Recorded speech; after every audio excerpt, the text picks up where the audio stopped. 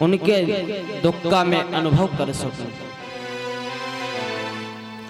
मेरे पास जितना सुख है वो समस्त संसार के लोगों को प्राप्त हो, तो मेरी कोई कामना नहीं है और मेरी कोई आकांक्षा नहीं है। संसार में सुख कहाँ है? रंती देव कहते हैं, भगवान मैं इन जीवों को जल समर्पण कर रहा हूं, भोजन दे रहा हूं, यही मेरी सर्वोत्तम पूजा है और मैं किसी पूजा को नहीं जानता। बड़ी सुंदर बात कही कि मालिक इतना दीजिए जामे कुटुंब समाए, और मैं भी भूखा ना रहूं, साधु न भूखा जाए। हे परमात्मा, इतना प्रदान करना कि मैं भी भूखा ना रहूं और मेरे घर से कोई संत भूखा ना जाए। परमात्मा प्रसन्न हुए, आकाश की तरफ देख रहे हैं और प्रार्थना कर रहे हैं। घटाएं आ गईं, बिजली चमकने लगी और 1 मिनट में पूरा संसार जलमग्न हो गया।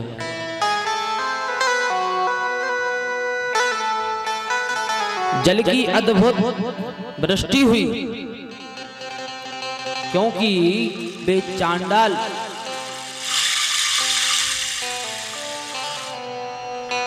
वे कुत्ते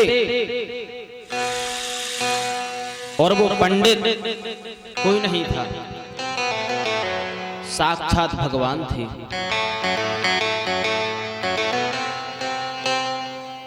परीक्षा ले रहे थे रंती देव की। इन्हीं रंती देव के वंश में आगे कुरु वंश हुआ। एक कौरव और पांडवों का वंश कहलाया।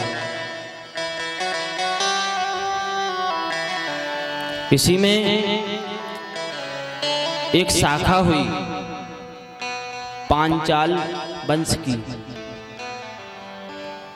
मगध वंश की। श्री याति महाराज के सबसे बड़े पुत्र थे, जिनका नाम है यदु महाराज। इन्हीं यदु के वंश में कई पीढ़ियों के बाद एक राजा हुए, देवमीड़। देवमीड़ राजा के 2 पत्नियां थीं। एक पत्नी के 2 पुत्र हुए, अर्जन्य और पर्जन्य। दूसरी पत्नी का पुत्र हुआ जिनका नाम था सूरसेन। अर्जन्य पर्जन्य के 9 पुत्र हुए, जिन्हें हम नवनंद कहते हैं। नंद बाबा जो गोकुल में रहते हैं, दूसरी पत्नी के बेटा है सूरसेन।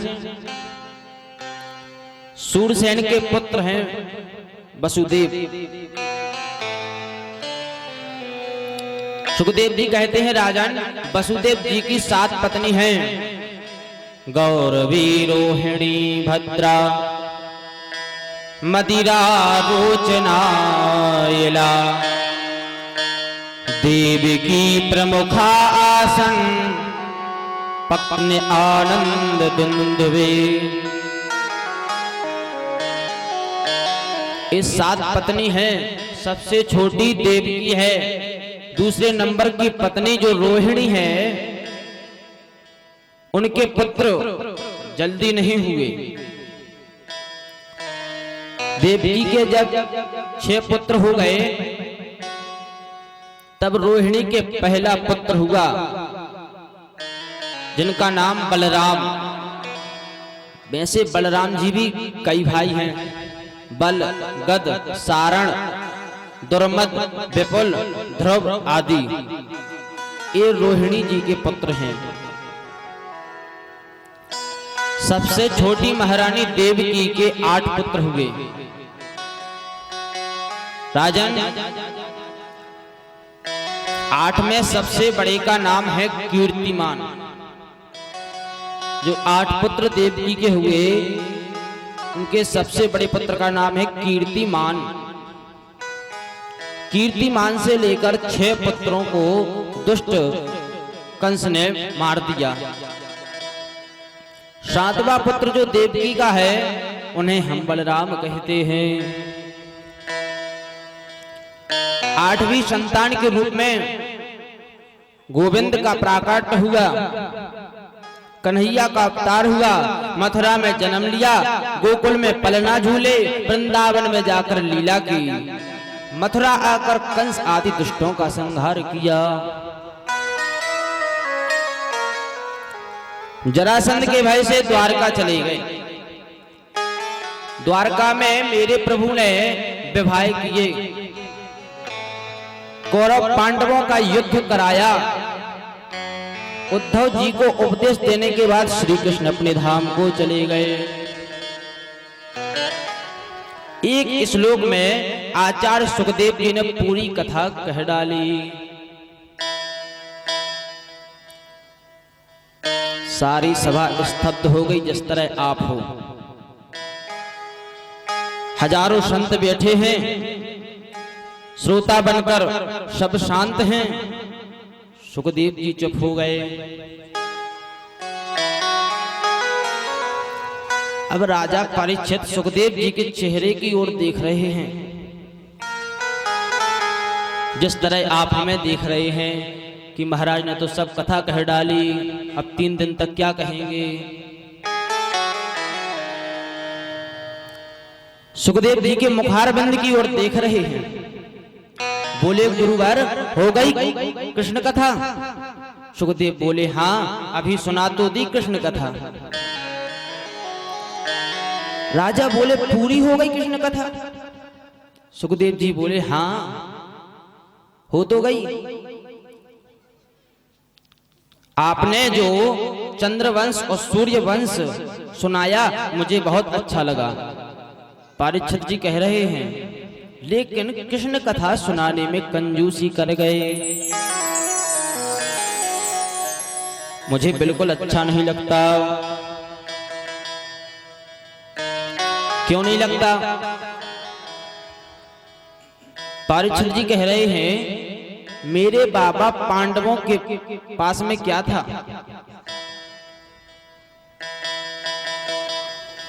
परीक्षित जी के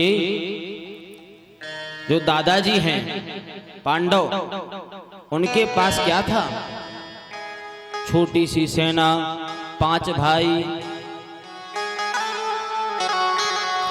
कहने लगे, गुरुजी, कौरव की सेना तो एक बहुत बड़ा सागर थी।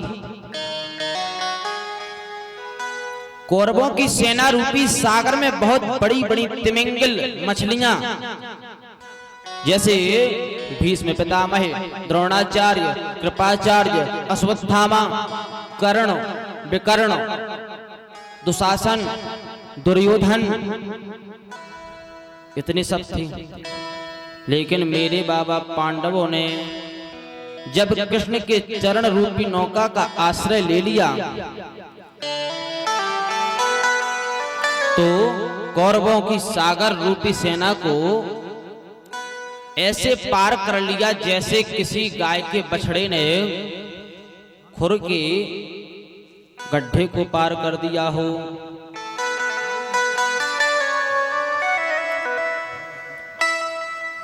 जो प्रभु मेरे दादाओं के रक्षक थे, उनकी कथा में संक्षिप्त मैं सुनूं, ऐसा हो सकता है? अच्छा, दादा की बात जाने दीजिए। परीक्षित जी कह रहे हैं कि मेरे दादा की बात जाने दीजिए, मैं तो अपनी बात कहता हूं। क्या कहते हैं? महाराज, द्रोणाचार्य के पुत्र अश्वत्थामा ने मुझे गर्भ में नष्ट कर दिया था। मेरी मां उत्तरा रोती हुई जब कृष्ण की शरण में आई तो गोविंद ने मेरी मां के गर्भ में प्रवेश करके मेरे प्राणों की रक्षा की। ऐसा है कन्हैया का स्वभाव। कृष्ण मेरे बाबा के रक्षक, मेरे पिता के रक्षक और मेरे स्वयं के रक्षक, और की तो क्या मैं बात कहूं। भगवान मेरे पूरे परिवार के रक्षक बने रहे, प्राणदाता। इसलिए तो मेरा नाम परीक्षित है। परीक्षित का एक नाम और है, विष्णु रात। आप मुझे कृष्ण कथा विस्तार से सुनाएं, मैं सुनना चाहता हूं। ये सुनकर मन में आनंद मिला।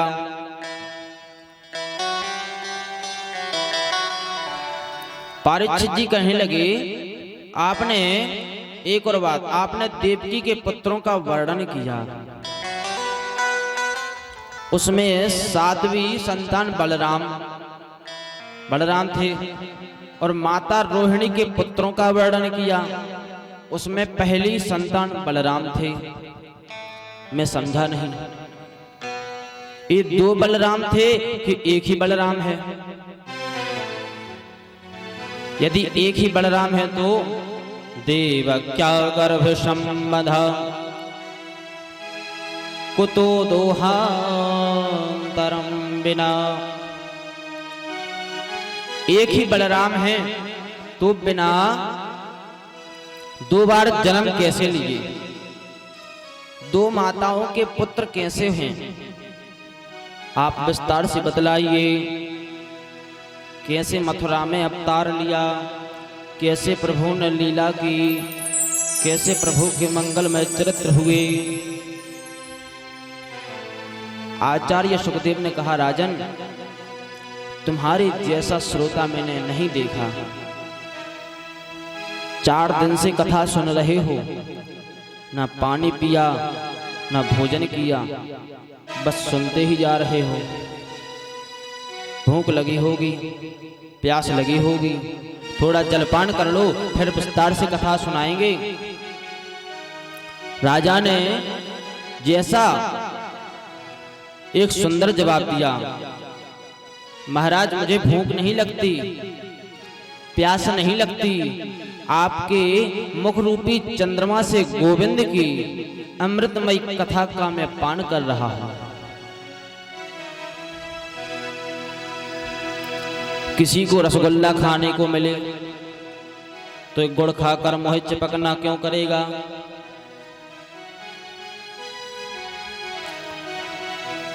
किसी को अमृतमय गंगा जल पीने को मिले तो गंदा पानी क्यों पिए? मैं अभिमान में नहीं कहता कि मैंने भूख को जीत लिया, ऐसा परीक्षित जी कह रहे हैं। मैं अभिमान नहीं करता कि मैंने प्यास को जीत लिया। ये भूख प्यास जीतना बहुत मुश्किल है। इसी गलती की वजह से मैंने ऋषि के गले में मरा हुआ सर्प डाल दिया था, इसी भूख प्यास की वजह से। लेकिन अब मुझे भूख प्यास नहीं लगती, क्योंकि मैं आपके मुख से कथा सुन रहा हूं।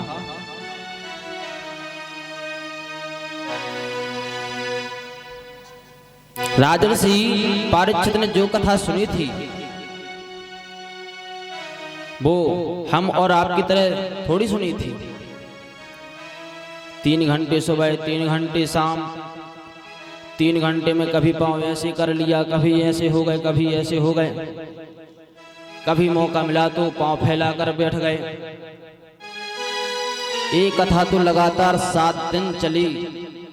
ना परीक्षित ने आसन बदला, ना सुखदेव महाराज ने आसन बदला। ऐसा दोनों का चरित्र।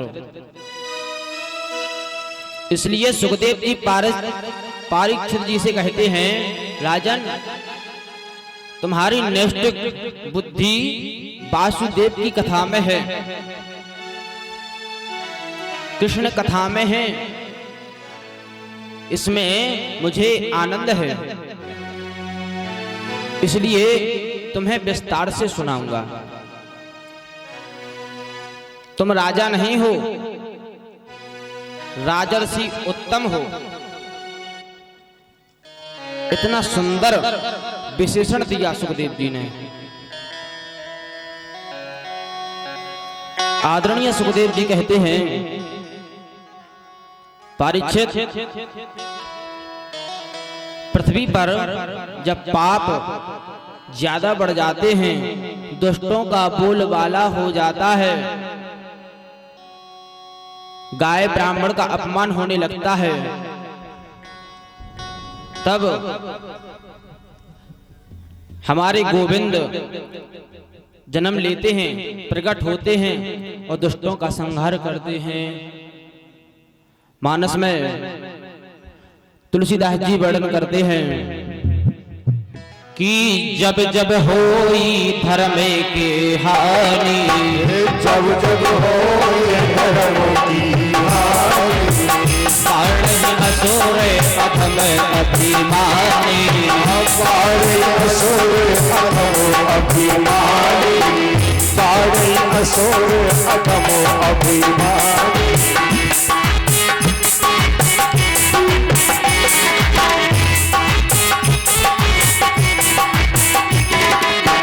जब जब हो ये धर्म की हानि, जब जब होए धर्म की हानि, असुर अधम अभिमानी, असुर अधम अभिमानी। तब प्रभु क्या करते हैं, तब तब धर प्रभु, तब तब धर प्रभु पे शरीरा, तब तब धर हरि पे शरीरा, तब तब धर हरि पे शरीरा। हरि भाग जन पीरा, हरि भाग जन पीरा, हरि भाग जन पीरा।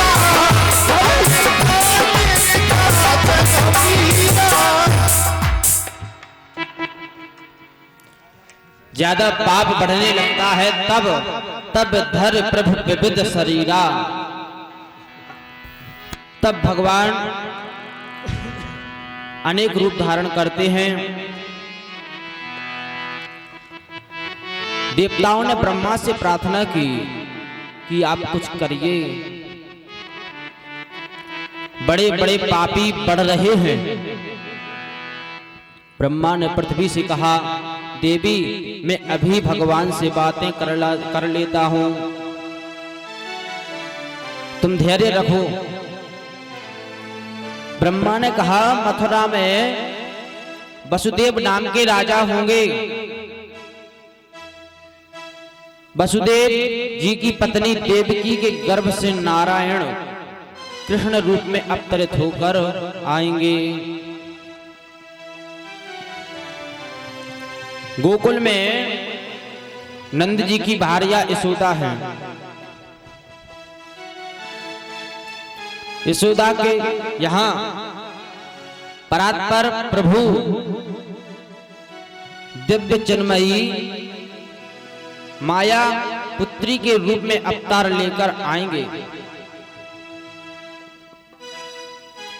हे पृथ्वी, आप सबके कष्ट की निवृत्ति होगी। मथुरा के बड़े यशस्वी राजा हैं जिनका नाम है उग्रसेन। ऐसा वर्णन आता है कि उग्रसेन के कोई पुत्र नहीं था। उग्रसेन महाराज बड़ी भारी तपस्या करने लगे,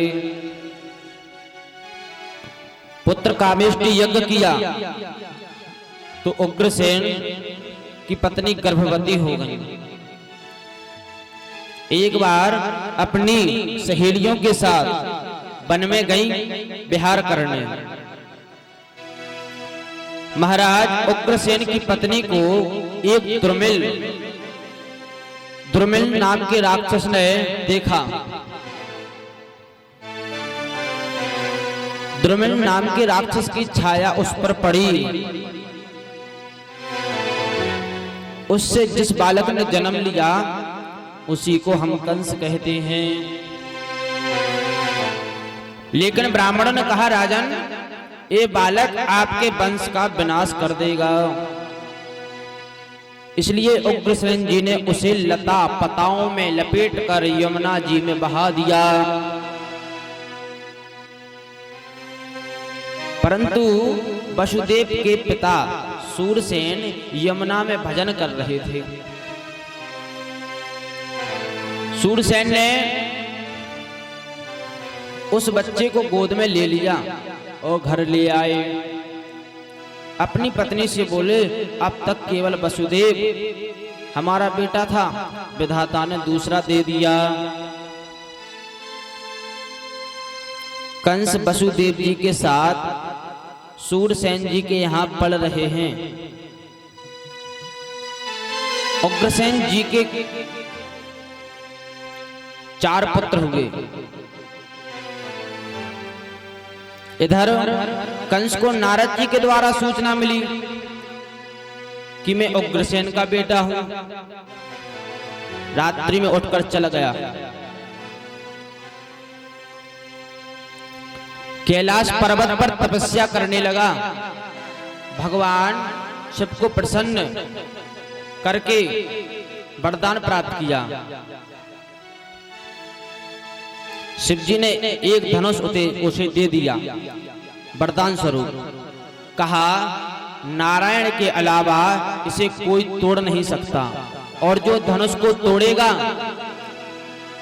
वो तुम्हें नहीं छोड़ेगा।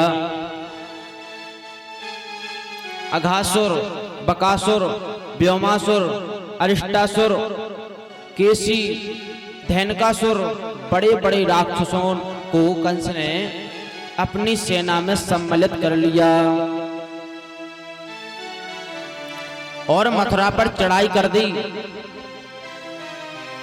यज्ञ विध्वंस कर दिया। उग्रसेन ने कहा, कंस, तुमने ब्राह्मणों के यज्ञ को विध्वंस किया, इन्हें प्रणाम कर इनसे क्षमा मांगो। कंस ने उग्रसेन जी को पकड़कर कारागार में डाल दिया। मथुरा में ढंढोरा पिटवा दिया। आज के बाद यज्ञ करना बंद, पूजा पाठ बंद, वेदों का उच्चारण बंद, ब्राह्मण भोजन करवाना एकदम बंद। हम ही भगवान हैं, हमारी पूजा करो। यज्ञ करना है तो कंस का यज्ञ करो। मंत्र बोलना है तो कंसाय स्वाहा ऐसा बोलो। ऐसा मन में अभिमान आया है। कंस के मन में एक और भाव आया कि देवकी का विवाह कर दूं, क्योंकि कंस की चाचा की पुत्री है वो। वसुदेव जी के साथ में देवकी का विवाह संपन्न हो रहा है। बड़ी धूमधाम से विवाह उत्सव हुआ। कंस ने बहुत दहेज दिया, लेकिन वसुदेव देवकी को जैसे ही विदा करने चला, आकाशवाणी सुनी, अरे कंस, जिस बहन देवकी को विदा करने जा रहे हो तुम, इसी देवकी का अष्टम गर्भ तुम्हारा काल होगा। आकाशवाणी ने यह नहीं कहा कि देवकी का बेटा तुम्हारा काल होगा या बेटी काल होगी, इसका अष्टम गर्भ तुम्हारा काल होगा। लेकिन जो नासमझ होते हैं, देह को ही आत्मा मानने की गलती करते हैं। अपने शरीर की सुरक्षा के लिए अपने प्रियजनों को मारने में संकोच नहीं करते। मेरे काल को जन्म देगी देवकी, ऐसा कंस सोच रहा है। मेरे काल को जन्म देने वाली देवकी को जीवित नहीं छोड़ूंगा तो काल पैदा कहां से होगा। कंस ने तुरंत देवकी के केस पकड़कर रथ से नीचे खींच लिया। तलवार से उसे मारने को उद्यत हुआ, लेकिन पति कहलाने का अधिकार तभी है जब हर प्रकार से पत्नी की रक्षा करे। वसुदेव जी ने तुरंत कंस के तलवार वाले हाथ को पकड़ लिया और कितनी सुंदर बात कही। श्लाघ्नी अंगुड़ासूरै भवान भोजस्य शक्रा स कथम भगनी हन्यात् स्त्रिय मुद्रा पर्वणि। राजन, आप जैसे यशस्वी, आप जैसा पराक्रमी एक नारी को तलवार से मारे, ये शोभा नहीं देता। एक तो देवकी आपकी बहन है। नारी तो वैसे ही अविद्या होती है और विवाह के समय लक्ष्मी का स्वरूप होती है। आपने देखा होगा विवाह के समय माता पिता बेटी के चरण छूकर उसका कन्यादान करते हैं। नियम है ऐसा। अरे जिसका आपने कन्यादान किया पुत्री मानकर उसे मारेंगे तलवार से। कंस ने कहा, आपने आकाशवाणी नहीं सुनी, आपने ये नहीं सुना देवकी का अष्टम गर्भ मेरा काल होगा और काल को जन्म देने वाली को मैं छोड़ देता हूं तो ये मेरी नासमझी होती है। वसुदेव ने बहुत सुंदर बात कही। मृत्युर्जन्म बताऊं वीरो देहने सहजायते अद्य बात शतान्ते मृत्युर्वै प्राणिना ध्रुवा।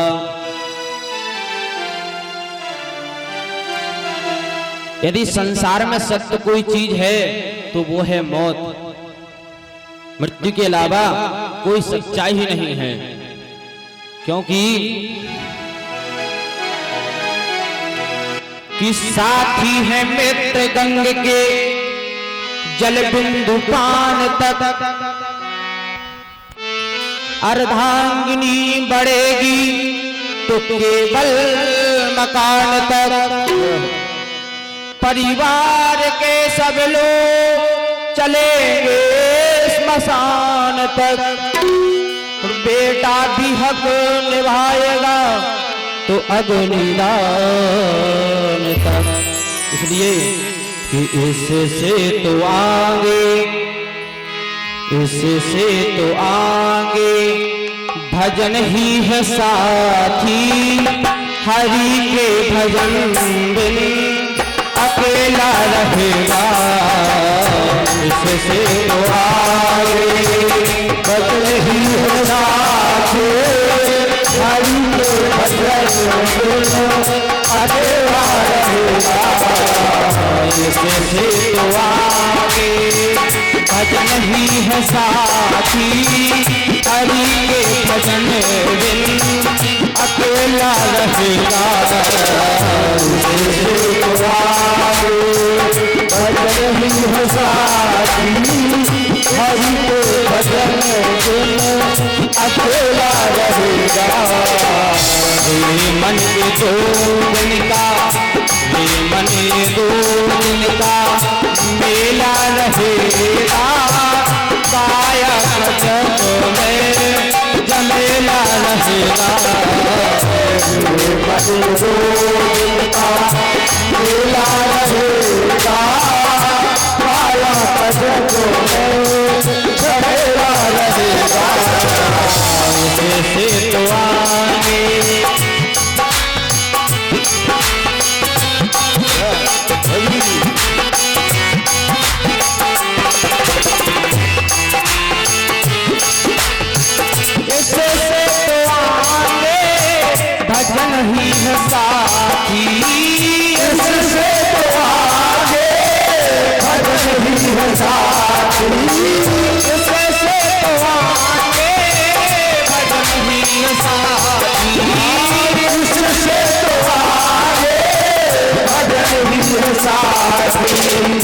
इससे तो आगे, इससे तो आगे भजन ही है साथी, हरि के भजन बिन अकेला रहेगा।